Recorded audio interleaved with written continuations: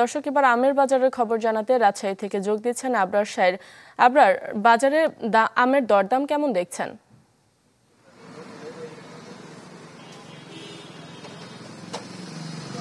যদিও বাজারজাত শুরু হয়েছে 15 মে থেকে গুটি আম, এবং এ মাসের শেষ পর্যন্ত মানে 30 তারিখ পর্যন্ত গুটি আমের প্রাদুর্ভাব বেশি থাকবে বাজারে। তবে তারপরও সরকারের দেয়া বা প্রশাসনের দেয়া সময় অনুযায়ী এখন কিন্তু দুটি আম ওঠার কথা, একটি গুটি এবং আরেকটি হচ্ছে গোপাল ভোগ বা লক্ষণ ভোগ।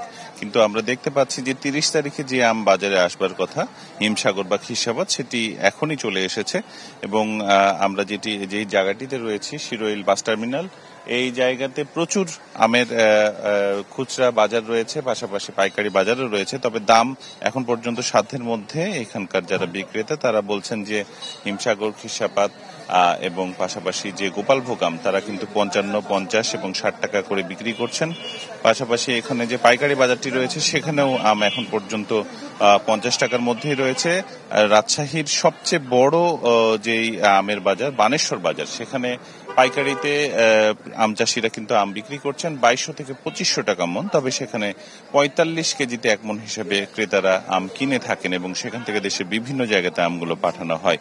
এখন পর্যন্ত আম যে সামনের দিনে আরো যেগুলো আসবে, জুন মাসের 10 তারিখে আসবে ল্যাংড়া আম, আম্রপালি আম আসবে বাজারে জুন মাসের 15 তারিখে, ফজলি আম আসবে জুন মাসের 15 তারিখে, এছাড়া বাড়ি ফোড় আম এবং জুলাই মাসের 5 তারিখে আশিনা আম পাড়া যাবে এবং বাজারে আসবে জুলাই মাসের 10 তারিখ থেকে।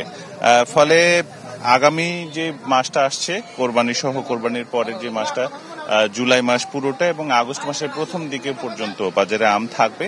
এবং এই আমগুলোর দাম আসলে খুব একটা বেশি তারতম্য হয় শেষের দিকটাতে গিয়ে। এখন 50 টাকায় পেলে শেষের দিকে সেটা প্রায় 100 টাকা পর্যন্ত ছুঁয়ে যায়।